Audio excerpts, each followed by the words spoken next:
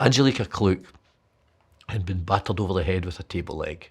She had been gagged and her wrists were bound with cable ties.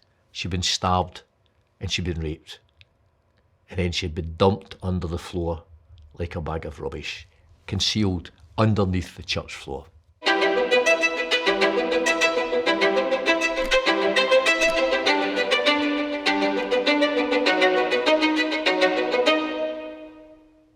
When did you join the police force?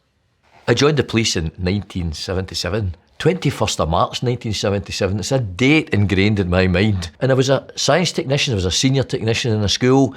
I was at the top of my game, age 22, and I joined the police for a challenge. I quickly recognised the CID, that's where I wanted to go, wanted to investigate crime. As I progressed, I started off as a constable, a uniformed constable. I then became a detective constable. I was a detective constable working in the lower level as part of the team. Now, it's not always, when I retired, I was a senior investigating officer. It's not just about me as a senior detective. It's about the team. And I was part of that team lower down, so I understood the whole processes all the way through. And as I moved on in the rank, I became a senior investigating officer. As a detective inspector, a senior investigating officer, a detective chief inspector, more complex investigations, and then ultimately when I left the police, a detective superintendent, a senior officer dealing with very high profile, complex investigations. But everything that you deal with as a detective, you're dealing with housebreakings, you're dealing with robberies, burglaries, rapes, serious sexual crimes, murders, everything. And nowadays, ultimately, in my later years, I was dealing with terrorist act, the Glasgow airport terrorist attack. So the variety in the police is unbelievable. Do you remember the most violent crime scene you've attended? Her name was Angela Thompson. I always remember the names of the victims. And it was a sunny afternoon. I was a detective inspector. We got a call to go to a place called Irvine, because there was a girl in the garden with no head. The boyfriend, Brian Fairney, who's now dead, he believed that she was having an affair with other men, and he cut her head off with a beer bottle and a clothes horse, and then ran away with the head. This case didn't really make the media. It made the local media. That's a horrendous case. And that's one that sticks in my mind, but they all do. When you attend something like that and witness someone in that kind of way, how does it make you feel?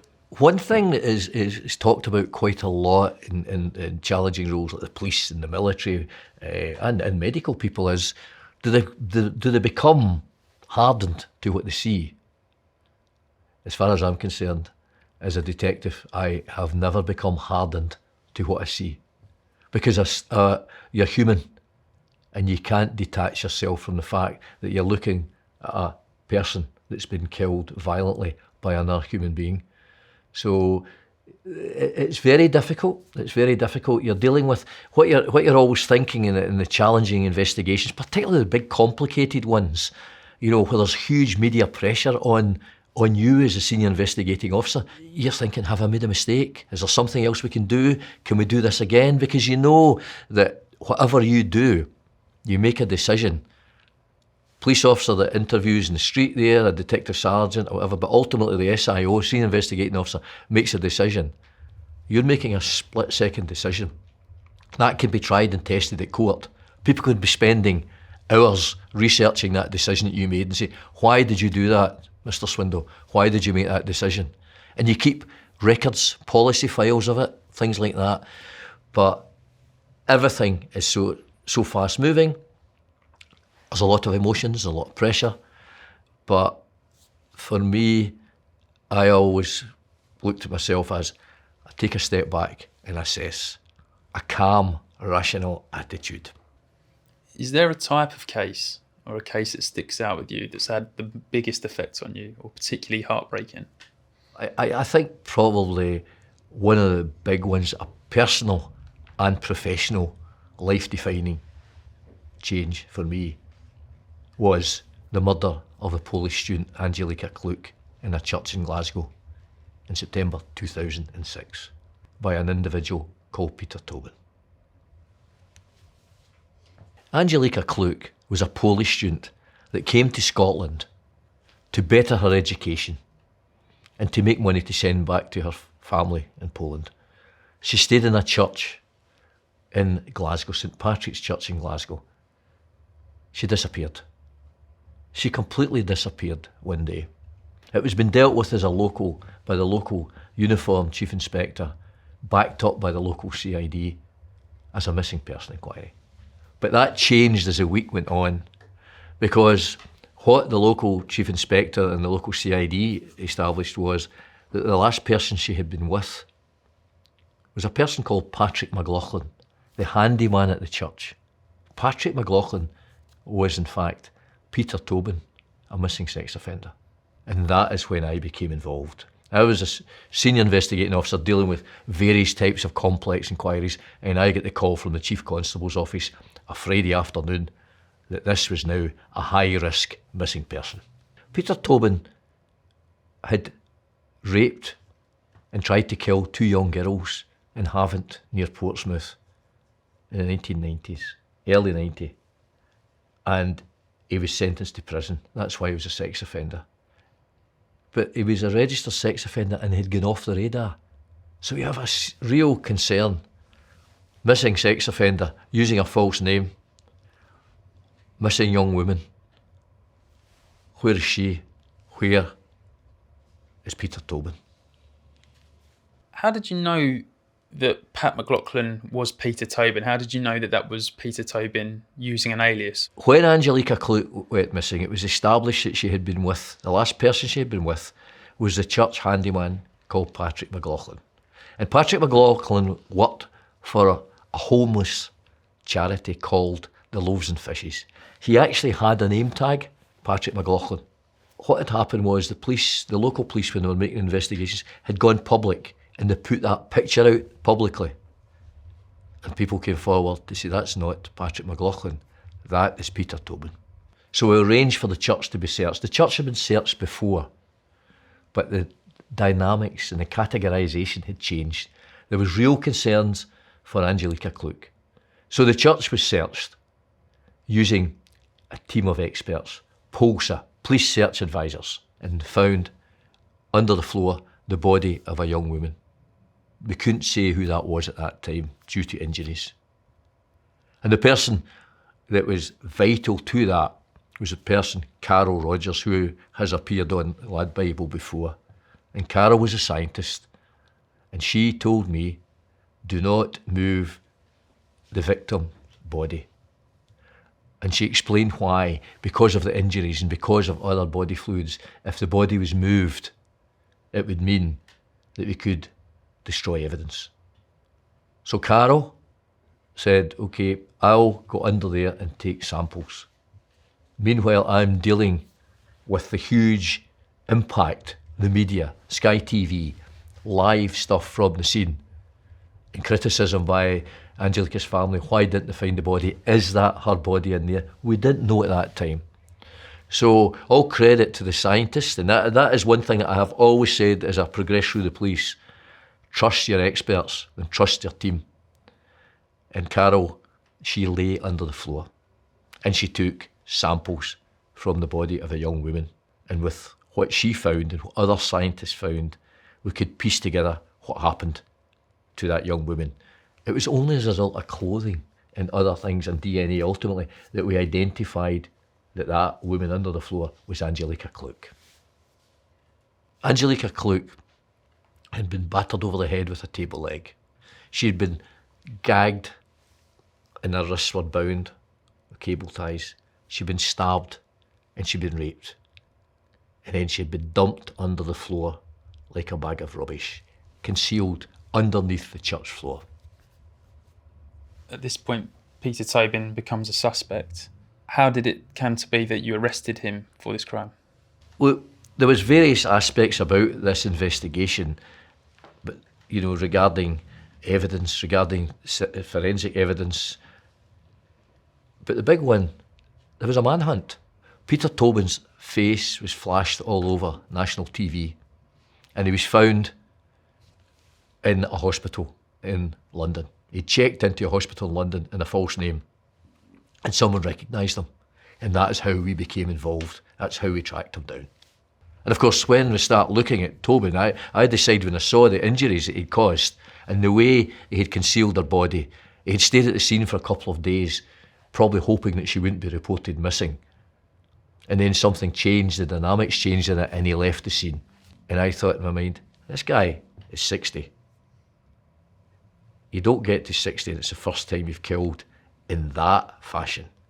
The sophistication, the violence, the crime scene management where he'd covered up things at the scene, he'd moved a shed where it had taken place, he'd rebuilt a shed, all these things added up in my mind, and I thought, he's done this before.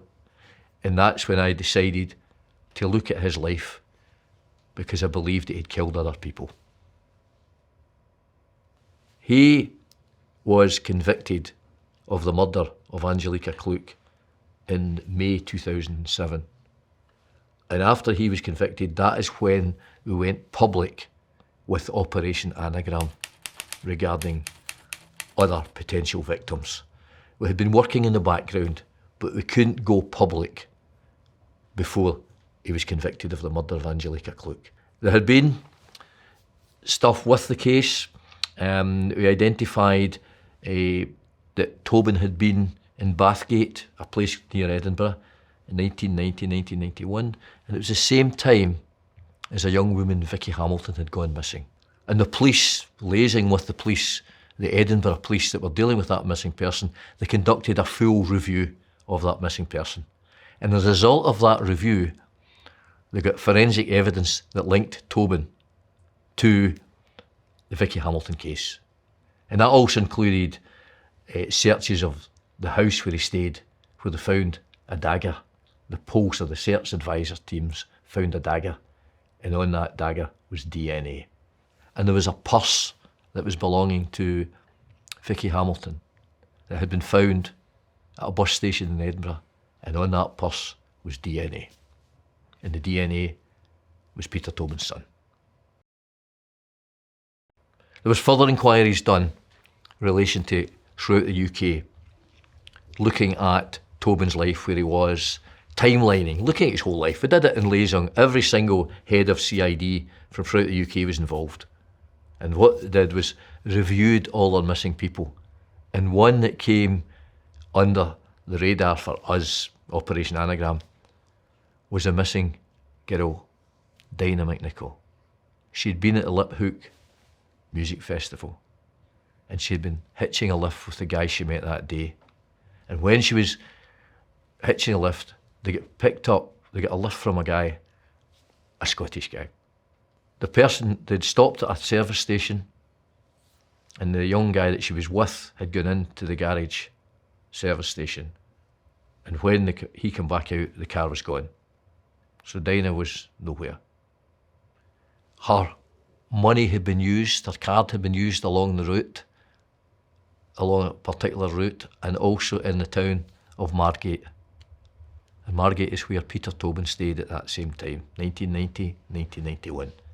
He stayed in Bathgate and he stayed in Margate at the same time. We had an arrangement between both houses. Inquiries then were made locally at that house he stayed at in Margate, and a witness was traced that spoke about Tobin. They'd called him Scottish Pete, nice Scottish Pete, digging a hole in a back garden. With the help of the head of CID there at that time, Tim Mills, the Detective Superintendent in Essex, because of Essex, he was from Essex, they conducted a search, a full excavation using forensic archaeologists and other search specialists. The first body that they found was actually that of Vicky Hamilton. And I got the phone call, and I couldn't believe that. I says it was Dinah we were expecting to be there. It was Vicky Hamilton. And then they continued excavating and found the body of Dinah McNichol, buried in the back garden in graves, prepared graves deeply down in polythene sheeting. It was 3 separate court cases for Peter Tobin. Did you attend court at any point? Peter Tobin was convicted in May 2007 of the murder of Angelica Kluck. He was then convicted after a trial in Dundee of the murder of Vicky Hamilton. And then at Chelmsford Court in Essex, the trial for Dynamite Nickel. I was at that court trial. I was sitting there watching, and then watching Tobin, looking at me, looking at everyone, making notes, laughing, feigning illness. Absolutely horrendous. You get a full life tariff for that murder of Dynamite Nickel. But to sit there and look at him and see his behaviour there and his total contempt for victims. He's just a horrible guy, a horrible, horrible individual that's in total denial of what he's done. Peter Tobin is like many serial killers. He's a controlling individual. He's a cunning individual. And he's a narcissist. He'll speak, and he spoke in interviews. He spoke and spoke and spoke. And he spoke about his favourite subject, himself. It's like Ian Brady and all these other people. Ian Brady, the Moors murderer. It's about control. It's about speaking about themselves. And that's what it was with Tobin. He's in total denial of the Angelica Kluck murder and then the other ones that we found, the other victims that we found. Having dealt with people like Peter Tobin and other murderers, do you believe evil exists? There's a big concept round about people that kill, murderers. Is it nature, nurture, or born evil? There are people that are just born evil. But for me, it's very difficult as someone that has dealt with the victims, dealt with the victims' families and seen the killer, to actually mitigate some of the issues and say it's a shame that person killed because of something that happened in their early childhood. There are progressive things that happen, people, something that maybe triggers it in their early days, but a lot of the killers are just evil. Do you think Peter Tobin was evil? Peter Tobin was evil. Peter Tobin has killed other people. We don't know who else he's killed. He's definitely killed other people. But the fact that he targets people that were vulnerable at that time, the fact that he can hang around religious establishments, helping groups, the fact that he was a very affable type guy, and the fact that he buries victims, we'll probably never know who else is killed. But Tobin, for me, was evil. But all cases, killers are potential to kill again. But there's different types of murders. There's different types of murders. And the serial killers, the high profile ones, they're cunning, controlling, they're conniving, charming, and they can be clever. And it's all about power and control. The people like Ian Brady and Myra Hindley, Fred and Rosemary West. You've got these people at Tobin. You've got these people. It's a challenge for them to see if they can get away with it. And they all show similar traits about power. The power of being able to take a life away. About throttling someone, binding them, watching them, the victim, to their last breath, while they take their ultimate fantasy that they've got is taking a life away. And there's, right through them all, they're all different, but the element there is the power for them to be able to do it, and it's about control. And that is a feature in the serial killer types. But there's so many murders, so many different types of murders, sadly, so many different types of motives. There can be the murder in the street, a street fight, gang fight, drunk, organised crime. There are all sorts of different types of murder investigations. Peter Tobin passed away in October 2022. When you heard that news, how did it make you feel? Peter Tobin was a person that feigned illness throughout his life. He checked into hospital on false names. At the trials, he feigned illness and said he was ill and he was taken away to disrupt the trial. And we kept getting information out there, intelligence or media reporting that Tobin was dying. And I never knew what to believe. And then in October last year, I got the call that he was dying. And for me, that was a big, big thing to hear that, but more so for the families of the victims. He died taking secrets to the grave. Like Brady, like so many of these people, they took secrets to the grave. And I always hoped that someday he might reveal what else he's done. I mean, Fred and Rosemary West, who killed unknown amount of people in Cromwell Street in Gloucestershire. Rosemary West is still living. And I always hope maybe she'll do the right thing and say what she has done. But I've said it before, Brady, Tobin, and other killers, Sutcliffe, they're dead. Secrets have been taken to the grave. When you look back on your career in the police force, how does it make you feel?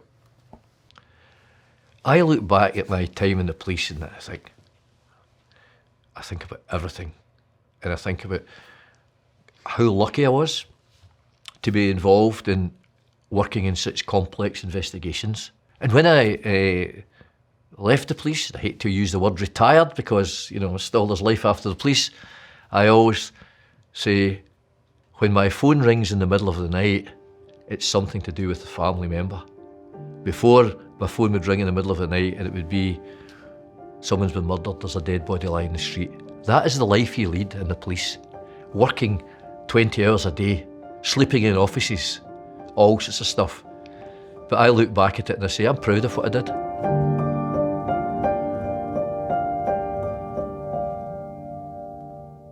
Then eventually got to his wee body and we took that out the bin and we put him on the floor, and then it's a case of recovering all the evidence that you can. So you're considering things like hairs, fibres, skin flakes, all this kind of trace evidence or biological evidence.